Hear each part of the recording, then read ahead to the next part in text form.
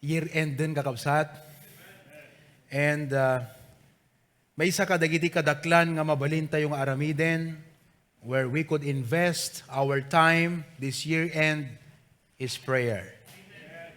There are a lot of things that we can do, places where we can go, people that we can meet, but I propose to each and every one of us that the greatest work that we can do as the year is coming to an end is to begin praying. Amen. Prayer is a work, and it is a worthwhile work to do. Ti kararag kakabsat ket may sa isuna nga dakkel nga trabaho. It's a worthwhile work to do. One of our points from last Sunday's lessons is that a prayerful life is a powerful life. May isa kadigiti new believers tayo tinag-testify idikalman. Ket Sister Cheryl is a new Christian and new member of the HBBC of Hawaii. Pakita man. Praise the Lord. Ket na-share na kakabsat, no kasano nga iti apo nagtrabaho, iti pa nag-apply na iti trabaho. Adamay sa nga nag-applyan na kano nga trabaho idin, and she thought it's gone because she thought they already have found somebody to occupy that position. But yesterday, before yesterday, ket sinaludsod na kakabsat, may panggap iti panang ti first fruit. Tako na, Pastor, kasanuno ka di first fruit? So we tried to explain to her what first fruit is. And kunami, gaputa si kagat new member pe lang, numano day jay kabil ti apo, jay heart mong Thanksgiving offering mo, di kat isutited mo iti apo. But she is more than glad and happy to give God her first paycheck, which will be her first fruit. So itatan kakabsat, idikalmanen, tinawagan kasi nag-request nga makulan mi kini Pastor June for her to share that good news. Kat nakaskas daaw kakabsat. Gaputa, she was really prayerful. Ket kunadakan king kuana, if we are going to hire you, anamot iti mabalim mo nga kasla maibaga, no kas pagarigan hayranda ka, tapnon makonvince kami nga hayranda ka. Kat in-apply na kakabsat, deti na adal na diti church. Kat kunana, well, to you as my superiors, my supervisor, and my boss, I will be obedient and I will do my best just like I am serving the Lord. Kunana kano kakabsat, aramidek nga kas panangaramid ko nga para ti apo, kunana. Agat nakasaysaya at ti panang tratar daking kuana. Ket idi kuang kunada kanumanen, suppose DJ dati nga pagubraam ket tawagan da kamanen nga alaen.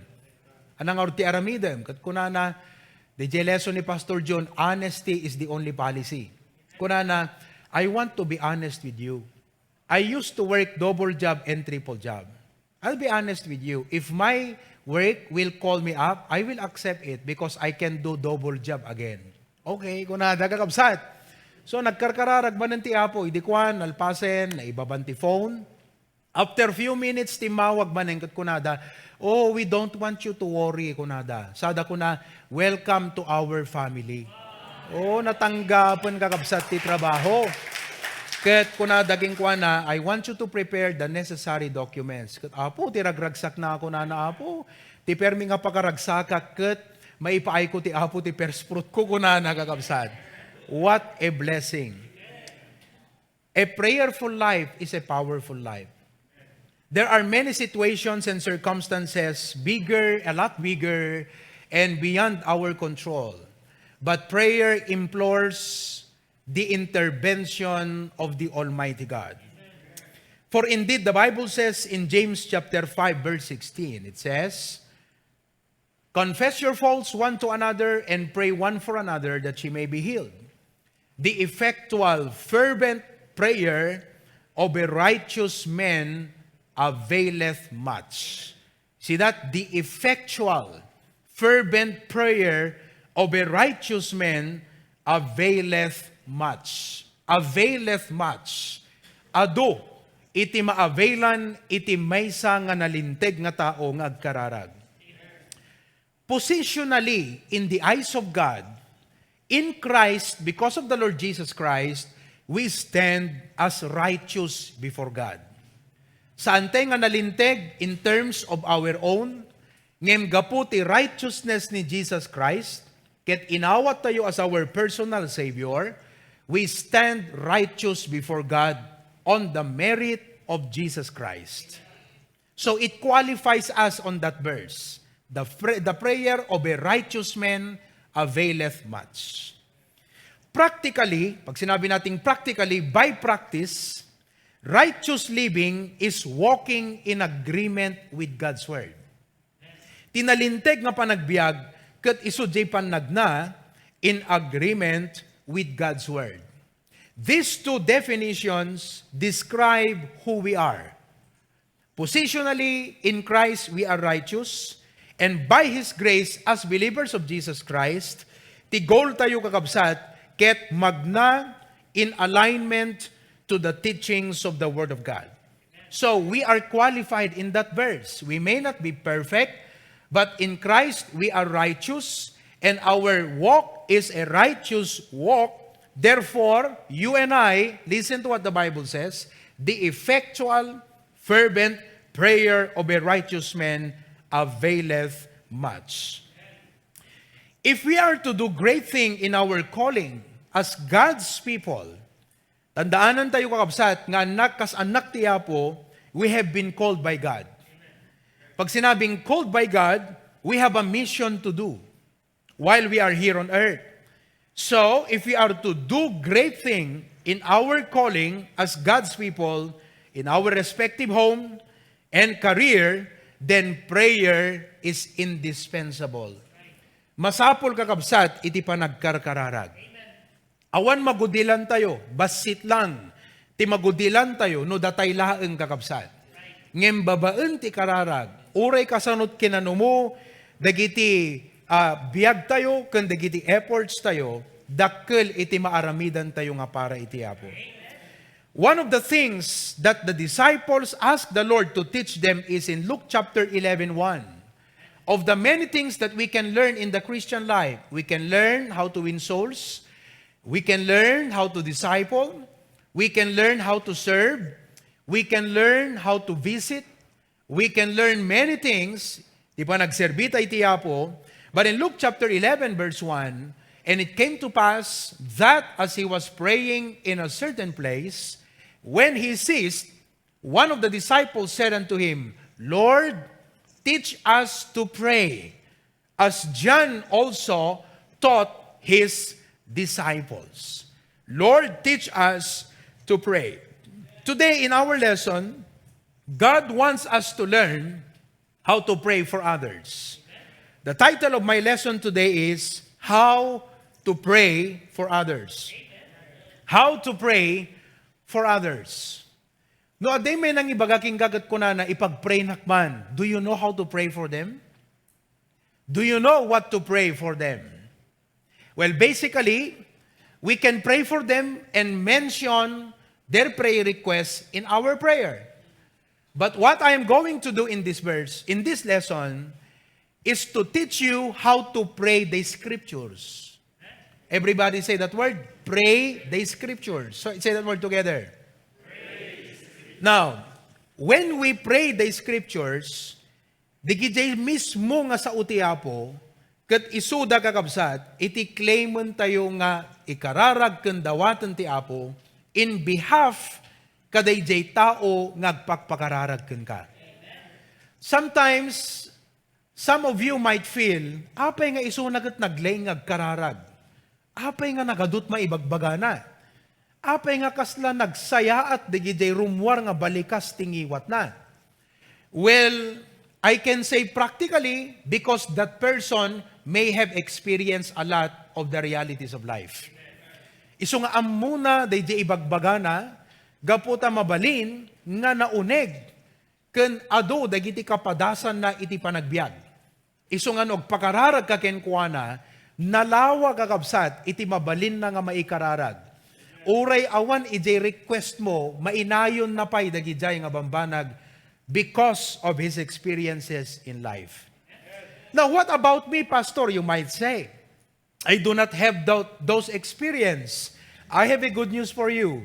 Haman nga naado ti experience mo ti panagbiag, tapno the idea how to pray and what to pray for others, but we have the Bible, the scripture that we can ask God, nga kuna tayo, Lord, kunam iti saom, ket dayto iti dawatek nga para iti dayto nga kabsat. Now, there are many points that I am going to share in this topic, depende no anat pagpatinggan tayo according to our time. But let me start now. Before we start, manalangin tayo. Lord, we come to you with thanksgiving and praise. Bendisyon ng Apo ti adipen mo, give me the utterance, the ability to give sense to the Bible and the truth written in your word. Tulungan mo't Apo, digiti kakabsat, Holy Spirit of God, speak to our hearts in a very personal way.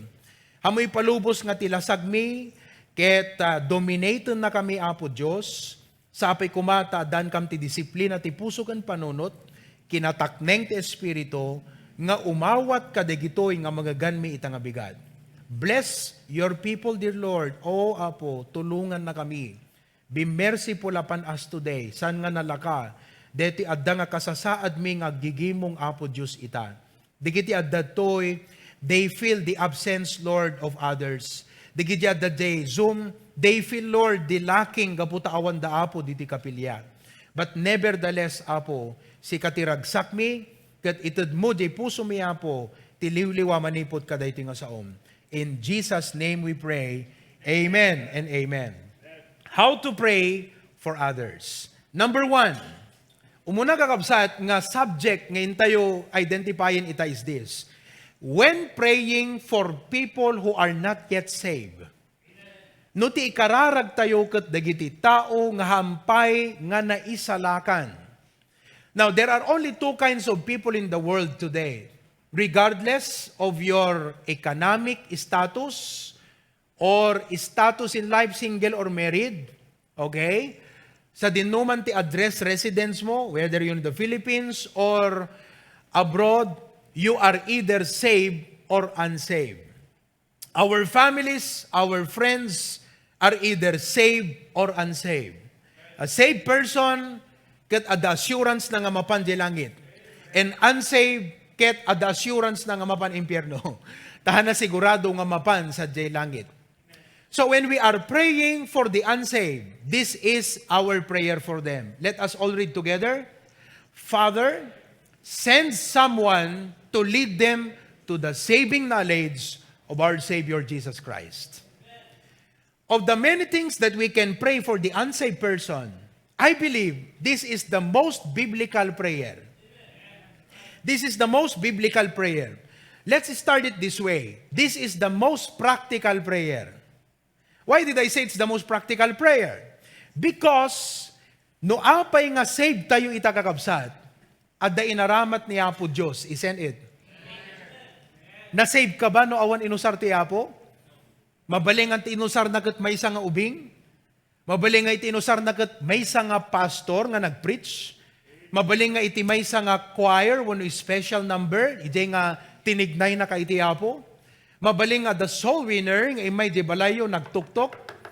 Mabaling nga inawis da ka, nga imay di kapilya, iti may isang nga special occasion, karijay mo nga nang amuti Apo. But practically, the Lord has used someone for you to know Jesus Christ. Damagang man la, deta kaabay mo ita. Kat kunam, sinut inusar iti Apo nga naamamom ni Apo Jesus? Can you ask your seatmate right now? Can you explicitly tell your seatmate, the Lord used this person for me to know Jesus Christ? Isn't it, kakabsat? So practically, you are saved today because God used someone to lead us to the saving knowledge of the Lord Jesus Christ. So ti right prayer tayo, para kadigiti unsaved, kat kunam Apo, mangibaon ka ti usarem, nga mangidalan ka daytoy nga tao, iti panakam mo kini Kristo nga kas mangisalakan kay manubot. Very practical. Now, biblical kakabsat, Matthew 9:38. In Matthew chapter 9, verse 38, sabi niya, "Pray ye therefore," Jesus said, "the Lord of the harvest." Now, what is the harvest that Jesus was referring to? Dito kat saan nga harvest nga agriculture. Uno harvest iti panagkalap, ag-harvest ti bangus, ag-harvest iti tilapia. Dito nga harvest kakabsat is referring to those people who need the Lord Jesus Christ. The Bible says when he saw the multitude, he was moved with compassion on them because they fainted and were scattered abroad as sheep having no shepherd. That's what people need today. Digiti tao kakabsat blinded by Satan. The people today are deceived.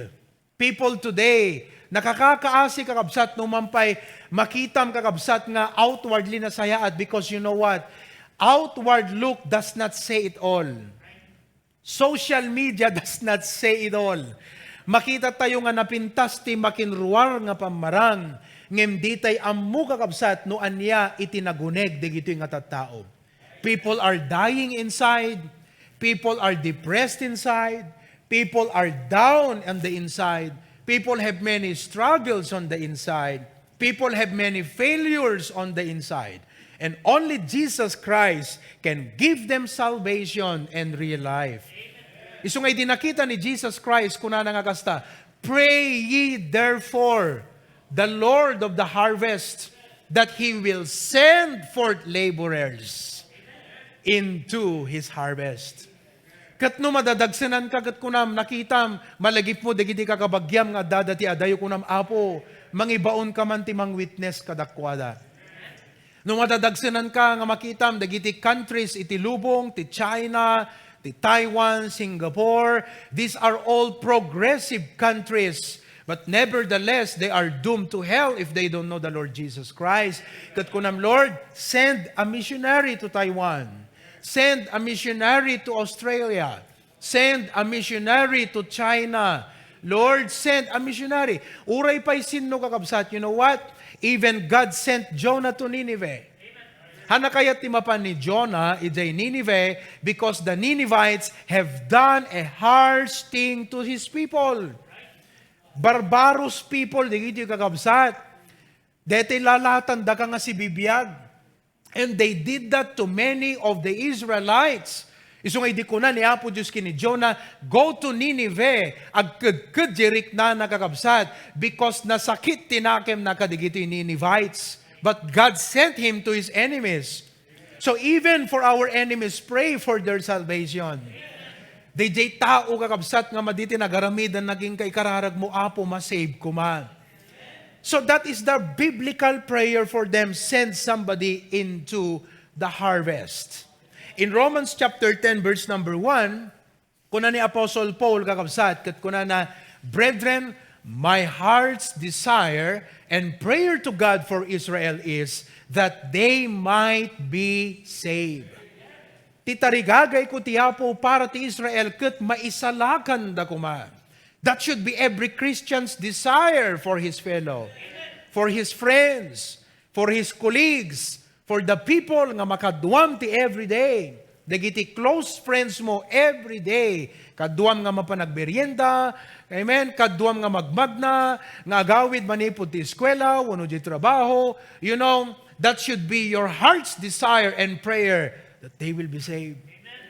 And for you, to be able to pray for them how they can be saved is, Lord, send somebody. Or, this is even better. Why not pray kat kunam, Lord, here am I, use me. Apo, usaram to'y biyag ko nga makaiwitness kadakwada. So nga niti dahi nga gundaway kakabsat, umay ti panaglamiis iti spiritual life tayo. Let us pray and say, God, use my life to share to them the gospel. Can you imagine no kadkadwam isuda every day? Kat hamuman lang na ibura iti gospel kadakwada? The Bible tells the truth about it.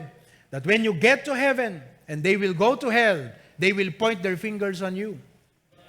Or the Lord will require their blood in your hand. Kung anto niya po Diyos king ka, apay nga hamu imburay kadakwada iti pan nakaisalagan. So let us have this divine spiritual awareness Nga sa dinuman ti ayan tayo, kat adda nakasaritam, kung mga sigot ti bagim, save nga ta deto, sharak nga ta, witnessak nga ta. Numarigatan ka kakabsat nga mangirugi ti conversation, ilibre ka, Brad. Pakitaam ti nasayaat. Oh, amen? But do something, build a bridge. Build a bridge. Ang build up ka ti bridge, tapnon you can get to where they are, be able to reach them, and win them to the Lord. In Isaiah chapter 6, verse number 8, also I heard the voice of the Lord saying, whom shall I send? And who will go for us? Then said I, here am I, send me. Apo, agtuyak, usarum apo ti biyag ko. Ikanak apo ti boldness. Ikanak ti courage. Ikanak ti wisdom apo. Ikanak apo iti puso nga natal na. Tanuman anya ti reaksyon da kanyak apo. Ti panangiburay ko iti gospel kadakwada. Sa anak ko mga maupay. No diket ishare ko kadakwada ti ebanghelyo. As an application, you are taking down notes. Write on your notebook right now. Would you do this, please? Write on your notebook at least 3 names. Would you do it now? 3 names that you can remember that you must pray for their salvation this year end. Just remember 3 people. Sino da nga ta? These people are important to me. These people are close to my heart. These people, I care for these people. I love these people. Okay? Write 3 names right now. Uray kadakay nga buy-buya kapsat. Mangisurat kay tinagan ti talo kadagiti kabagyanyo, dagiti gagayemyo, wenno kadwayo ti trabaho kakabsat, nga mabalin mong ikararakat ko ng Lord, send somebody to bring them and lead them to the saving knowledge of Jesus Christ. Or better, use my life, Lord, to share the gospel. Dim lang amo kakabsat, baka na maabutan ti 2021 deta nga taon. You realize that? Mabaling kakabsat nga isot maudi nga tawon na diti rabaw iti dagaitan. You may not see that person anymore. We don't know life. Life isn't predictable. Umay ni patay kakabsat. Ditiam mo. You know, something can happen bad to that person. Kat matayin kakabsat. So kunam kinwa na, Brad, before this year ends, kaya't kuman lang i-share king kati, may isang importante nga mensahe, Brad. Hang kabutbut nga baka isot maudi nga tawon mo itan. Kunam king kwa na. Diba? Tal na ka man, Brad, tila ibagabagam mat, Brad, ape, baka umun-una ka pa yung siya kaan. Okay, kas pagrigan siya ti umun-una ngam siga, kuna mo na. Baligan siya ti umun-una ngam siga, kat maudi nga tawon ko itan. Hangko kayat nga hamunam amo ni Kristo nga kas manubot kan mangisalakan mo. So pray. Pray for souls, amen? There are still many unsaved souls in the world today. Iso nga, you know, as Christians, let us wake up. This is our calling. This is our duty. This is what the Lord had given us as a mission to do. So that is number 1. When praying for the unsaved, Lord, Father, send somebody to lead them to the saving knowledge of Jesus Christ. Secondly, kakabsat, number 2, when praying for new believers who manifest an intense hunger to grow. When we pray for new believers, and today we have a lot of new believers in the HBBC ministry, nga makita tayo ti intense, anat ka na sa ti intense, dete permi kakabsat nga desire, wano hunger, iti panag-grow. Naregta kakabsat nga grow. Digiti, adut sa ludsud na. Adut questions na. Okay? Ni Brother Jonel, one of our new believers, he's a teacher. Brother Jonel Tangonan, madaydayo ti Apo kakabsat naminduan nga nag-stand nga para iti Apo. Kat naminsan lang nga in-share insuno ni Pastor June, may panggap iti Baptist distinctives as far as our stand is concerned. Kat numampay kakabsat, it can cost him some friends and some of his reputation, part of his reputation. Ngem nag-stand kat kunanan no, hanak nga maki-join kada ti activity iti Bakara Fiesta. So nag-stand. Kat recently kakabsat, napan DJ leader iti church, kat damagan na, no iso na kat makipartisipar, ka DJ, ano DJyan? Hermana? panagermano kakabsat. Kat imbaga na kakabsat ti stand na, I'm a Baptist and I believe the Bible. So imbaga na kakabsat, maipanggap ti truth o imbaga na ti truth, maipanggap kada iti nga issue kat nag-stand nga para iti apo. Kat ti most recent ka question na kunana, kayat ko nga itid ti apo deta first fruit, anak ka di deta first fruit kunana manan. So we have a lot of new believers who are really hungry to grow. Kakabsat could praise God for that. Amen? Now, when we pray for new believers, this is our prayer. Father, use someone to disciple him into knowing all your will in all wisdom and spiritual understanding. Naatidug kakabsat, but let me try to give the sense of it. Kunam, Father, use someone mangusar ka kadi apo iti mang disipulo king kuana.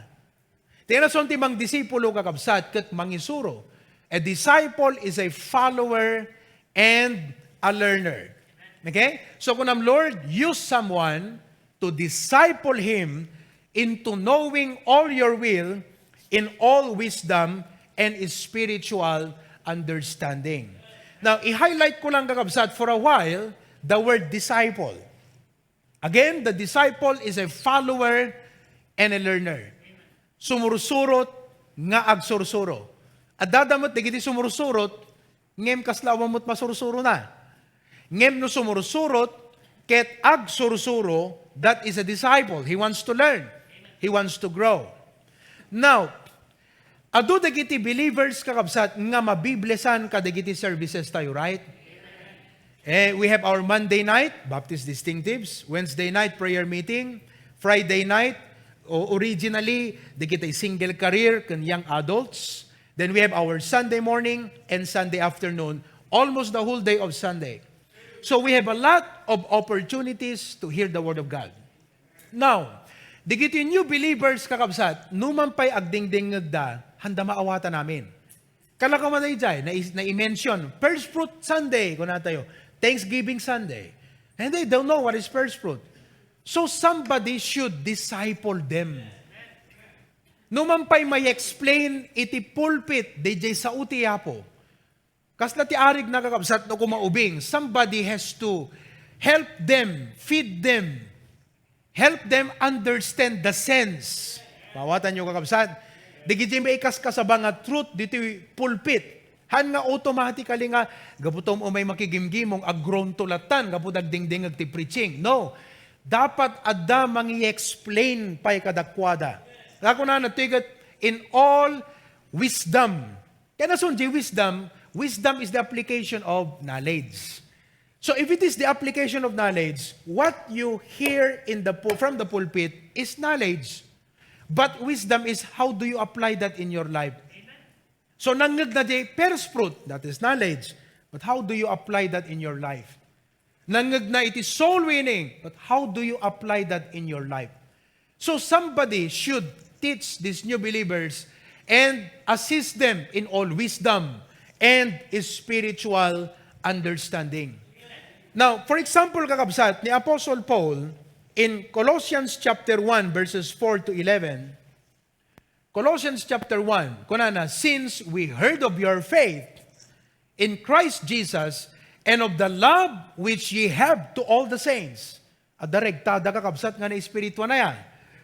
Makitam DJ panagtrabaho ti pamati, the result of their faith, their love, for the hope which is laid up for you in heaven, whereof you heard before in the word of the truth of the gospel, 6, which is common to you as it is in all the world, and bringeth forth fruit, as if that also in you, since the day ye heard of it, and you the grace, kunana, nanipod din ang ganyo ti parabor ti apo, nakita mi iti parabor na kada kayo. Okay? Verse number 7. As ye also learn of Epaphras, our dear fellow servant, who is for you a faithful minister of Christ, who also declared unto us your love in the Spirit. Verse 9. For this cause we also, since the day we heard it, do not cease to pray for you. We prayed for you. And to desire that she might be filled. Now, what Paul is saying here is this. Ti desire maket makaumay kam kuma. Somebody should go to them. And what will that person do? that ye might be filled with the knowledge of His will in all wisdom.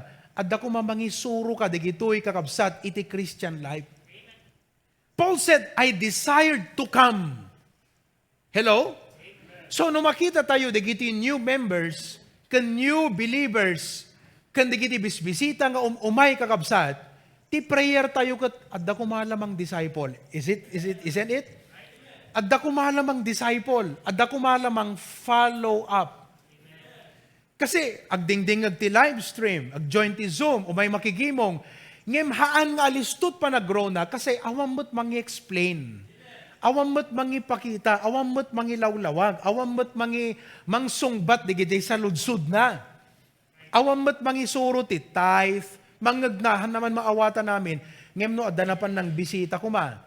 Adda ng follow-up kat kuna na Brad, ti tithe no ka kastoy, ti first fruit no ka Brad kastoy. Alakat new Christian ka, haman nga tanga first fruit nga whole, di maitid mo nga as you begin, it's good to start somewhere, give a thanksgiving offering to the Lord. Ay, kasi aya, Brad. Alakat mangrugiak nga rod. Adda ko mamangisuro kakabsat. Kat dayti kaadu tayo, di jengod ko na ni Pastor June, we should not be the one being taught anymore. We should be the one teaching. I pray nga natural ko desire tayo nga agbirok, iti disciplean tayo. We must have a natural desire to look for a Christian to disciple. Don't you know, folks, brethren, data ti primary responsibility ti Kristiyano. Now, the Bible says, look kuna ni Paul kini Timothy, the things that thou hast heard of me, kuna na, among many witnesses, commit thou to faithful men who shall be able to teach others also. Kahapon, kausap ko itong mga new members, mga members natin dyan sa Australia, ni Gretchen, ni Nelson, ni Dexter, ni Reagan. So, 2 of them is already our member, and the other 2 are not yet baptized, but they are we already welcome them as a part of the family. It's only a matter of time, we will baptize them, agbalindan ko nga member iti HBBC. So, I disciple them. Noong pa, damay sa nga nag-join, but I do alternate. Discipleship ita, next week, agawis that bisita. Next week, discipleship. Next week, agawis that bisita. So that's what I do. Alternate. Now, yesterday, tinsuro kakabsat di 2 Timothy chapter 2, verse 2. Just look for the verse and you can put it on the screen. Where it says, the things that thou hast heard of me among many witnesses, commit thou to faithful men, who shall be able to teach others also. Amuyo ka di kakabsat, nga ti primary ministry ti every Christian is to teach the Word of God. To teach the Word of God. Parent tayo, teach the Word of God to your children, to your family, wherever you are, whoever you are. The primary duty ti Kristiyano is to teach the Word of God. Walang exempted, mga kapatid. Sabi ko sa kanila, look, if Pastor June is the Apostle Paul, and I am a Timothy, da kayo, dagiti faithful men, sabi ko sa kanila. Da kayo nga faithful men, dita Australia, ginsuro ni Pastor June kanyak nga adal, iadal ko kada kayo, tapno da kayo, bumirok kayo mo't tisursurwan nga adalan nyo. I gave them an idea. Look, if you are 4, how about next year kunak? Each of you will look to disciple for 2 people each. 2 persons each. So manunok ka day jayang kakabsat nga disciples. 8. At the end of the year, if all of these disciples will grow in the Word of God, manunok kayo to Australian. 12 kayo ton. The following year, if all of you 12 will look for another 2, inspire them in the Word of God, encourage them to grow, disciple them to grow, manukay taon. 36 kayo ton. In 2 years' time, 36 kayo, agkat-katawa da kakabsat ko na. Okay, I know you're laughing because it doesn't sound realistic. Nag-backslide, halakalahati. That is more realistic. Manukay nga nabati. 18. Can you imagine in 2 years, barely 24 months, you are 18 strong disciples. That is how a church will grow. Soul winning is good because we can win souls. But for us to expand, we need to disciple. Amuyo kakabsat, challengean kayo amin nga men. Kada ito'y 2021, it's either nohang ka mangisuro, masapul mo't mangisuro keng ka. So which do you belong? It's either nohang ka mangisuro kan mang disciple, masapul ada mang disciple keng ka. Sa dinungar ti ayam mo, ay awanak ijay pastor, awam mang disciple kanyak, awam mo ti disciple wag, so anang arut, kahit nasa uwan di jay kakabsat. Stagnant. Iso nga, stagnant ko nato yung apay nga ta, umay po magigim-gimong, kastoy-kastoy ngam kaslay, I feel stagnant because you failed to do your primary duty. If you will only do your primary duty, you will never feel stagnant kasi adama pa mo bisbisitaan, ada disciple-am, active jay Christian life mo. They jay ti secret ti dynamic Christian life kakabsat, discipleship. Oh. Iso nga digito yung new believers pray. Nagmayat kaya kakabsat every week nga ada disciple lang nga tawtawagam, follow upem, mapamubisbisitaan, di ba kakabsat? Aw-awisem. No awan dayjay, uray maaramid mo digijay responsibilities mo as a member of the church, you will still feel stagnant about your spiritual life. Maliban sa soul winning, ang pangalawa dyan mga kapatid ay discipleship. Why? Because as a new believer, put this on the screen. As a new believer, okay? As a new believer, before the Colossians chapter 1, as a new believer, ayan, as a new believer, bago yung Colossians chapter 1, verse 4 and 11, nandiyan na ba? Ayun. As a new believer, everybody read together. He needs to be educated for stability, for sanctification, for service. Deta ti masapul ti every new believer. Masapul not ma-educate. Everything in life starts with education. Amom nga ruti agusar kutsar no awan nang isuruging ka. Amom nga ruti aglaban no awan nang isuruging ka. Amen? Amom nga ruti aglangoy no awan nang isuruging ka. Amom nga ruti agdrive no awan nang isuruging ka. Turay pa, buy-buyaam nga tagakabsat, no, ag-YouTube ka, may panggap ti pa nag-drive, no, awan ti talagang mga lalay, you know, to disciple you. You cannot learn it. Somebody has to disciple you. Now, in this case, marami po tayong mga members na hindi nag-undergo ng personal discipleship. Pero back in the days, ni Pastor John Kakabsat, digitay lesson na, kaslang pang discipleship amin. Prayer meeting, pang discipleship. Sunday school, pang discipleship. So, pang maramihan. Kaya lumago ang maraming mga members. But in our case now, our church is growing and we are going to grow a lot more by the grace of God. We've got to have a burden to disciple others. Why? Because they need to be educated for stability. Ano ka rason ti stability? Tapnuhang nga nalakan kakabsat nga mayayos pa eh. Amo na di kinapudno, amo na di truth, amo na ti bagbaga ti Bible, amo na pagtaktak diran na, and then for sanctification. Sanctification means, di gijay aramidin na, di gijay planun na, amin di gito'y kakabsat, mayataday ka di na isurugeng kwa na. Nga sa utiya po, he will make decisions, okay? He will do things in accordance kada di biblical teaching nga na isuro. So nga, sanctification. And for service, tapno masurusuro na no kasano iti agserbi iti apo. Amen? So, pray. And why not pray kat kunam, Lord, use me to follow up on our new believers. Usaron apo. Now, I would like to make this announcement, kakabsat, nang runa kadigiti agbuy-buya. Announcement, to all our brethren abroad, we are offering an online discipleship class. Especially to those who are still new to HBBC.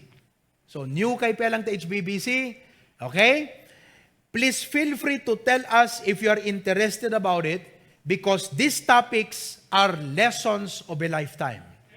DJ last part, kahit ko nga diinan. These topics are lessons of a lifetime.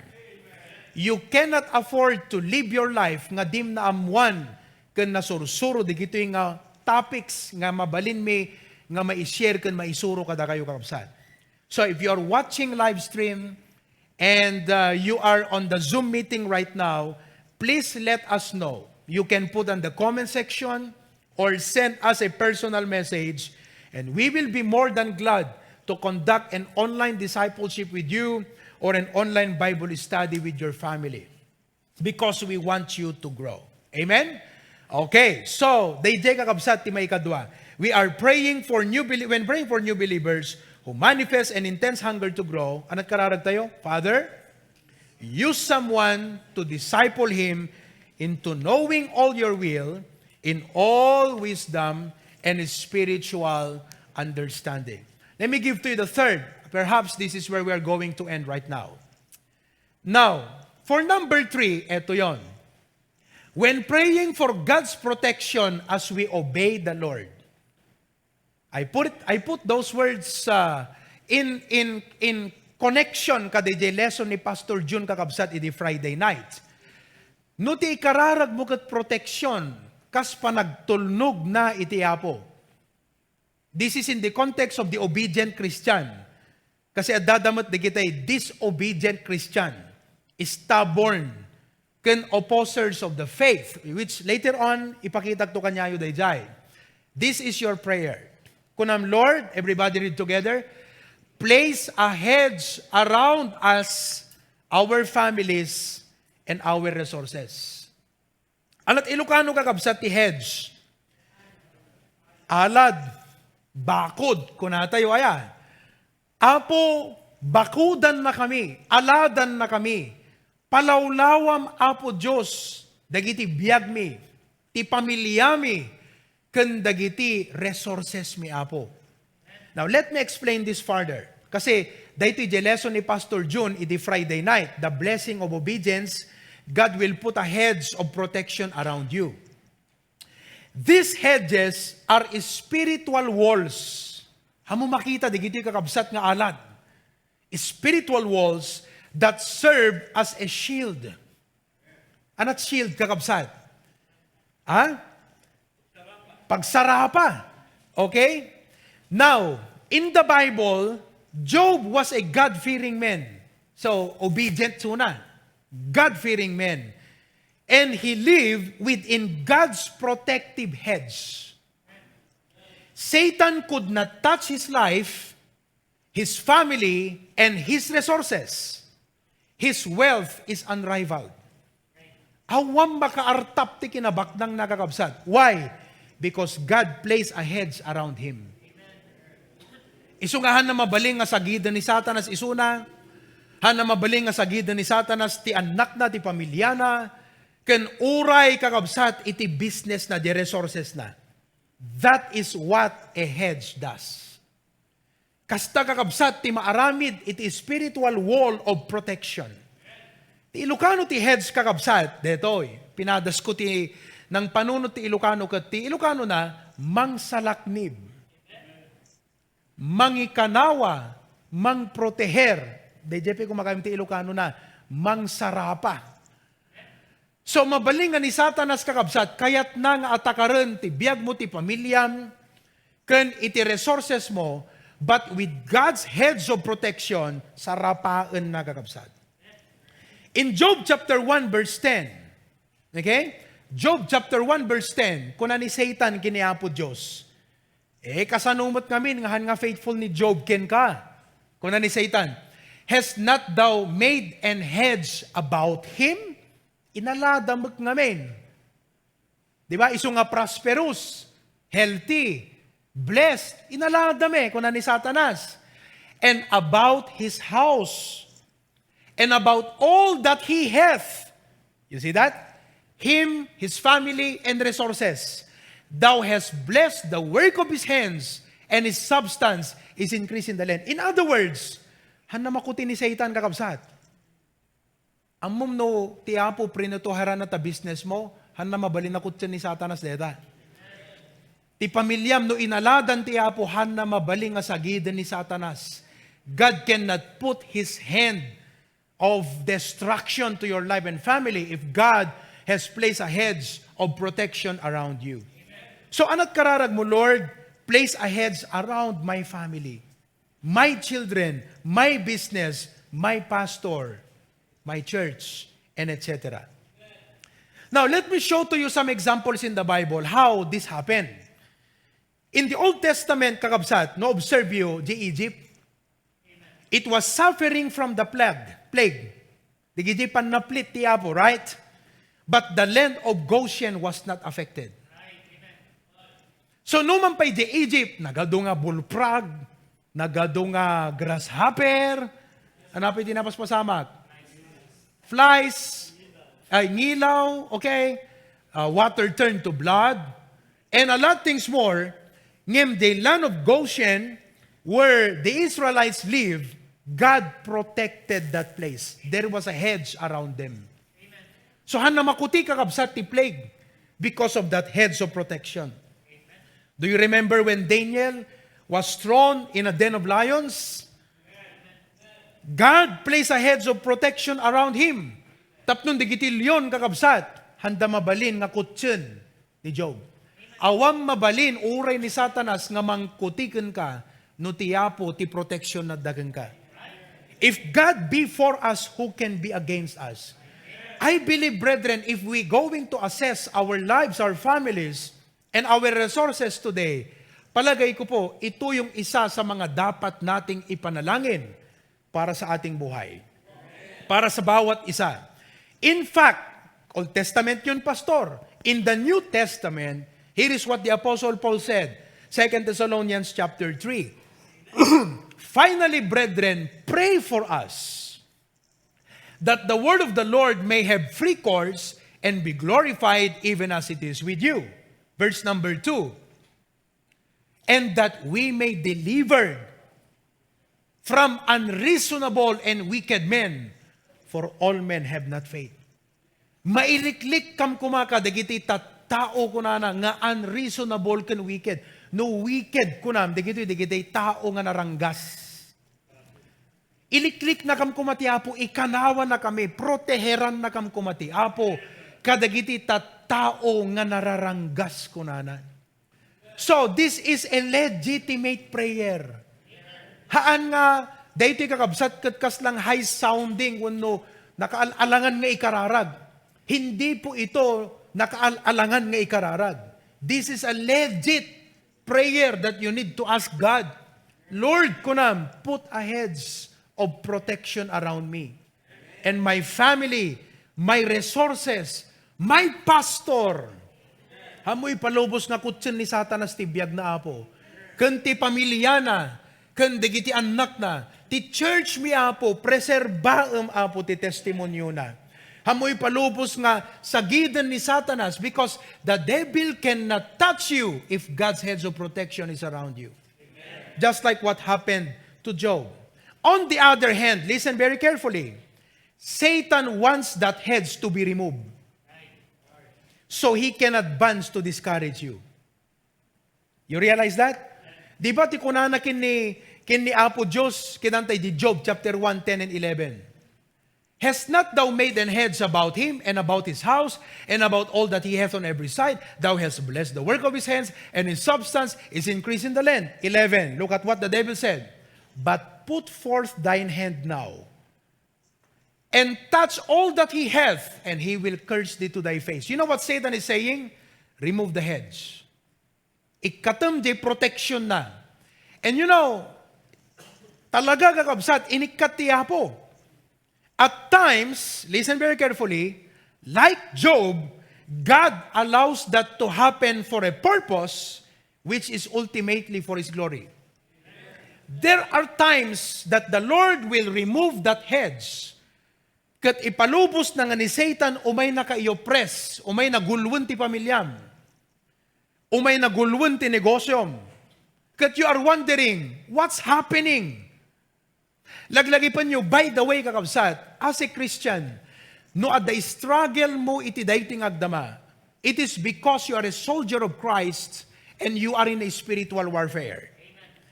We have a real but unseen enemy. Meron tayong kalaban, hindi natin nakikita, pero totoo na gumagawa ng kababalaghang ikasisira mo ng pamilya mo, ng negosyo mo, ng buhay mo, ng church natin, at ang gawain ng Panginoon. And there are times when the Lord will take that hedge away for a purpose. He did that to Paul.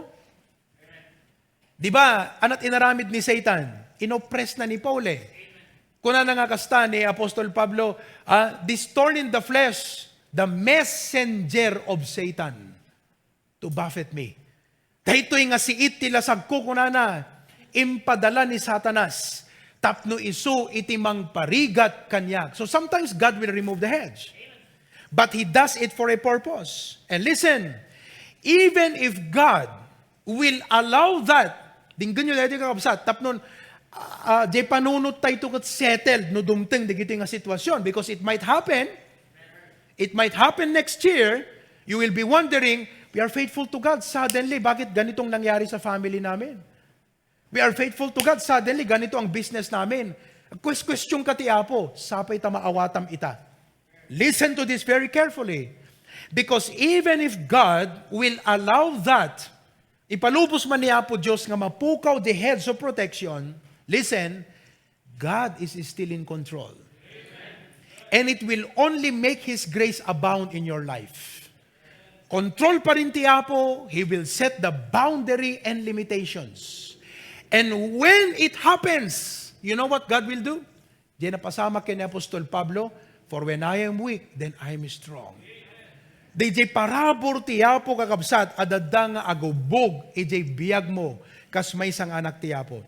Now in Job chapter 1 verse 12, listen to it very carefully. And the Lord said unto Satan, anak ko na ti Apo kung Satanas, behold, all that he hath is in thy power. You know what God is saying? I am now taking off, kung ano dito kumatay, heads of protection yan, business na ikatilkon.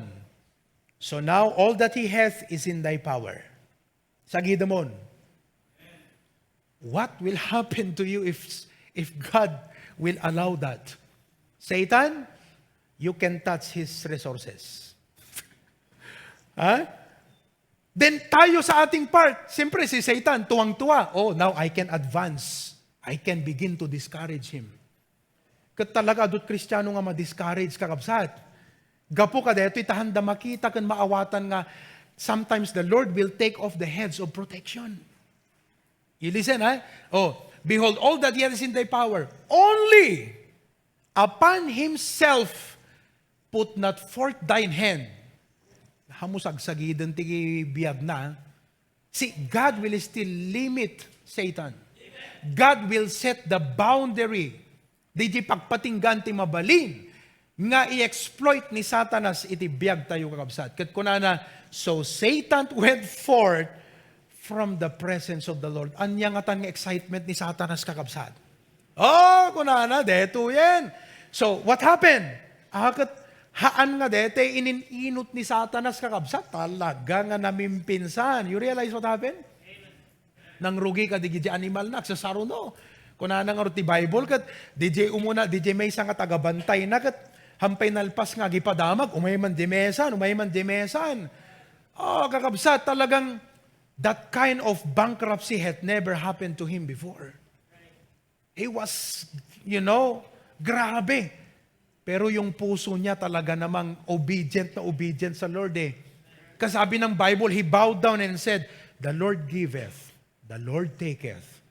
Blessed be the name of the Lord. So nagpintas nga adal, dito kakabsat. Amen?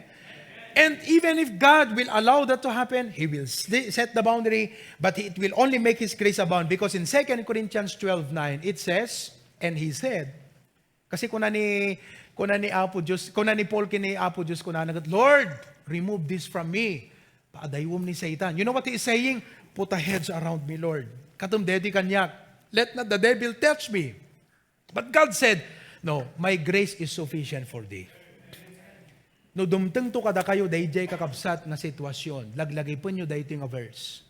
Makaumanay ti parabor ti Apo kengka. In the Bible, agpaiso kakabsat nga in-deliver ni Apo Diyos ni Daniel, Shadrach, Meshach, and Abednego. But if you look at the early century of the church was subjected to higher powers. these early believers were martyred, died as martyrs.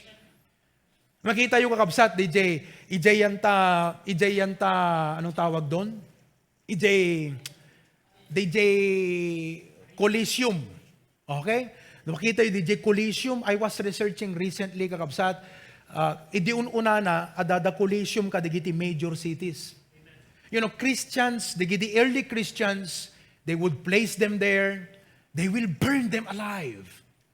Dagiti daduma kakabsat, kat parukatan da digiti leon, and God did not put a hedge around them. He allowed the evil hand of Nero, Emperor Nero, and all those evil emperors to go after these Christians and kill them. God allowed that to happen. But God gave them grace to undergo. Isung amuyo kakabsat, in one instance, they inadalmiti Baptist history. They mesa nga para, anong tawag doon? Yung taga-execute. Oo, ang pangalan niya ay Simeon. Alam nyo, he was in command.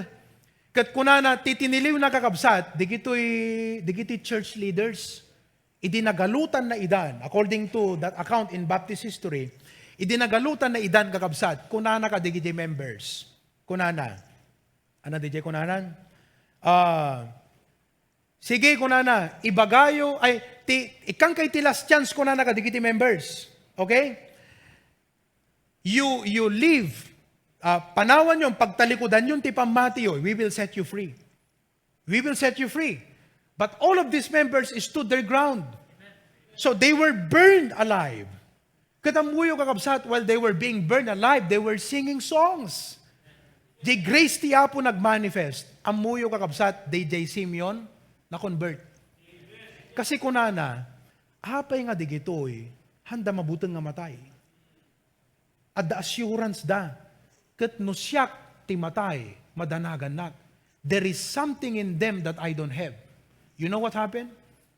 They nang-execute ka digitoy nga pastors, church leaders, na-convert, and he became a pastor of the church. Grabe, di ba? God gave them grace to go through the fiery furnace, fiery trial.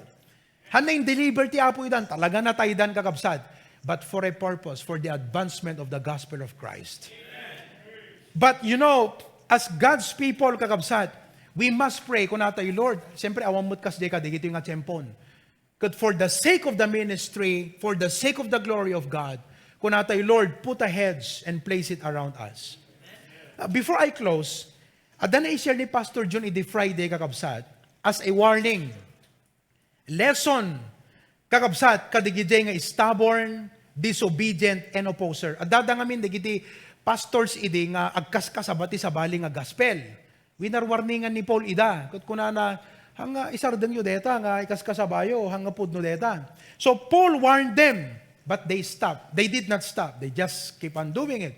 So what happened in 1 Timothy kunana, holding faith and a good conscience, with some having put away concerning faith, have made shipwreck. Verse number 20, of whom is Hymenaeus and Alexander, you know what Paul said? Whom I have delivered unto Satan, that they may learn not to blaspheme. Mabaling gayam nga ikararag ti pastor, di sa kabutbutan kakabsat. Nga kunana, I have delivered them unto Satan. Satan, bahala kaking kuanan. In other words, Lord, take that hedge of protection that they may learn not to blaspheme. By the grace of God, awang magkiditi kasta kada tayo. Amen? Amen? So, but as we obey the Lord, we must ask God to place a hedge as our protection. Why not right now, kunam Apo, put a hedge of protection around me, my family. Makita yung kakabsat, DJ Biagni, Tito Adrian, are you still there? Hedge of protection, kakabsat. Pauna ti panangikanawa ti Apo. Kung nakita man lang no natulnog, kung cheerful giver ti may nga Kristiyano, kakabsat talaga nga, at dalat ta di preserving hand of God king kuana. Kasi, ang nangyari, naikanpes na nga na, basulan na kasi inimas na tinangan ti seafood. Tito Lone, shrimp, tiger shrimp.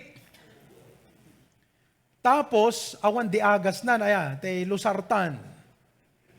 Te maintenance, te high blood na kakabsat. So, body, talagang naturally, something wrong is happening on the inside. But look at the preserving hand of God. Ti istorya na kakabsat, idi bumaba, tanapan nagsukat ti bumbilya.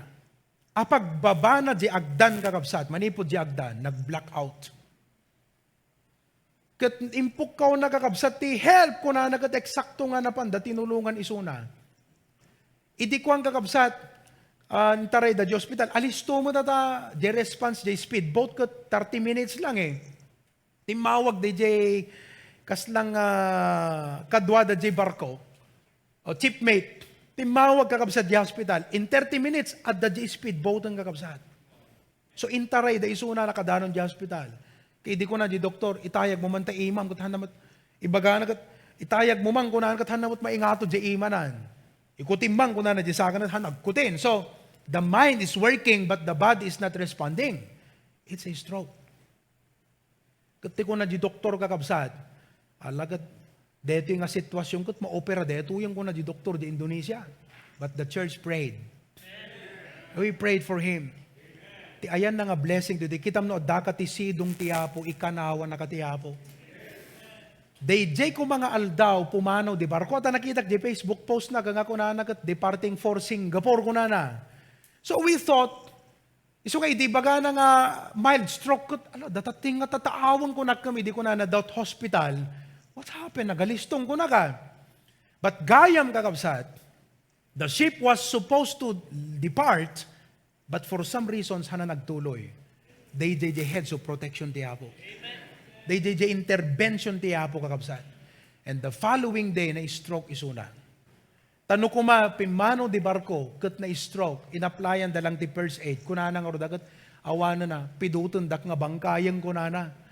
But you know, a day after, pag aalis na yung barko, nangyari yon, they rushed him to the hospital and we prayed for him. Tatakakabsat, he is as normal as, you cannot believe it, but praise the Lord. Of course, he will still have to undergo some check-ups once he get here. Tapnon, ma-assure nga na saya at kakabsat. But in the name of Jesus Christ, God has put a hedge of protection around an obedient Christian. Kas parents, detat ipagunam-gunam tayo kadigiti anak tayo. Hamo nga padasan ti umadayo ti Apo. Tano ti Apo inikat na di hedge of protection iti biyag mo, sigurado, it's just a matter of time. Di nga ko na ni Pastor Nick Eder ide, nagbabackslide da amin, kakabsat na pandat Hawaii. Idikwang kuna na kanugat kuna, dagang king kuna kat, hamu uray na pagtalikodan ti Apo, tatumang mo kuna, daging kuna. Kat na imbaga ta diningag na, napabutngan kakabsat, nagsubli ti Apo, itatangkat pastor. Amen? Agpaiso deta kakabsat, God is real. You know? And Satan is also real. So when praying for Christians, for protection as we obey the Lord. Anat kararag tayo, Lord, place a hedge of protection around me, my family, my business, my children, my pastor, his family, and our church. And all of God's people say, Amen. Ti apot madaydayaw kakabsat. Sapay ko man, dahito yung mensahe ta itakot dakkel iti na itulong na kada tayo, itat nga bigat. Amen? So i-review tayo the three things we've learned today. When praying for people who are not yet saved, Father, send someone to lead them to the saving knowledge of our Savior Jesus Christ. When praying for new believers who manifest an intense hunger to grow, Father, use someone to disciple him into knowing all your will in all wisdom and spiritual understanding. When praying for God's protection as we obey the Lord, kunam, Lord, place a hedge around us, our families, and our resources. Apo, sa lakniban na kami. Apo, hamo ipalubos nga ni Satanas, kat garawin na kami, Apo. Dagiti anak ko, Apo. Makigubal ka ti kararag ti, Apo, kakabsat. You wrestle with God in prayer. Kat makitam to, kakabsat, mapukaw, DJ, kaslang tanikala ni Satanas ti biyag. Dagiti tao, because you wrestle with God in prayer. A prayer that is compassionate, a prayer that has so much loaded with love and concern Kat kunam, Lord, place a hedge around that man. And all of God's people say, Amen, kakabsat.